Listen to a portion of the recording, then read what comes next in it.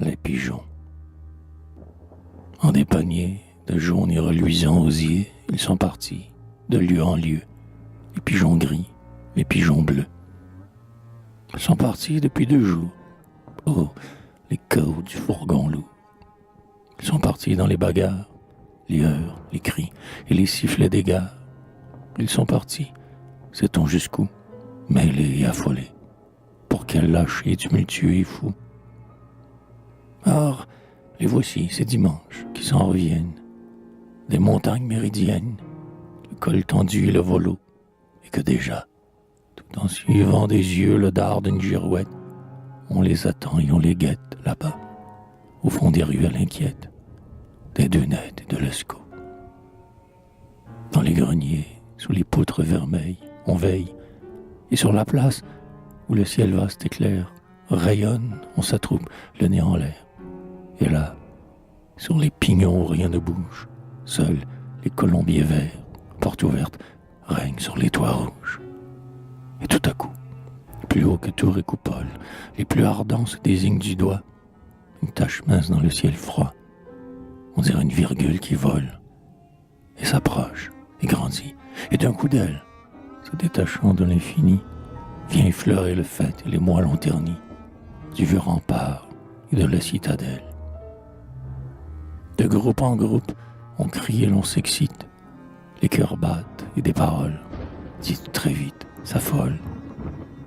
Le tumulte s'aggrave et gagne au loin, dans la ville, les coins et les recoins. Celui qui le premier a reconnu, le vol lointain venant de l'inconnu, s'en va, l'orgueil au front, de ruelle en ruelle, crier victoire et compter la nouvelle.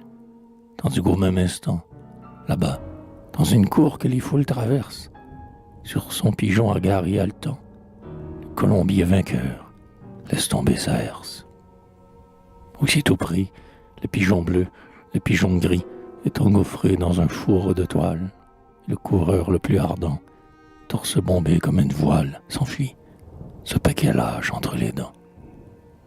Et le passe à quelque autre après sa course faite, et celui-ci courant le repasse à son tour à quelque autre là-bas qui, donné lance en tête, a gagné la grande salle où se fait le concours.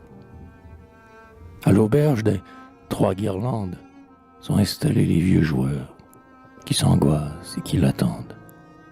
Il arrive, gorge sèche, front en sueur. Un silence se fait, le vainqueur se désigne.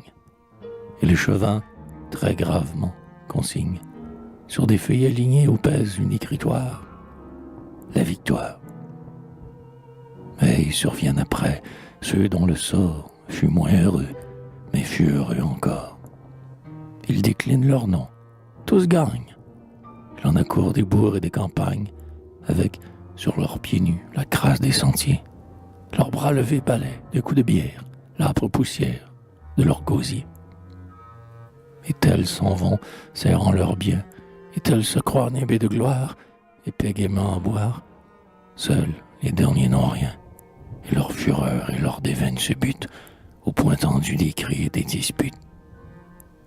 Et dans son prône exaspéré, le vieux curé, danse, flétri et malmène, ceux qui confient le grain de leur semaine au feu mouvant d'une aile au vent, et se moquent de la promesse faite à confesse de ne point déserter les dimanches d'été, la messe.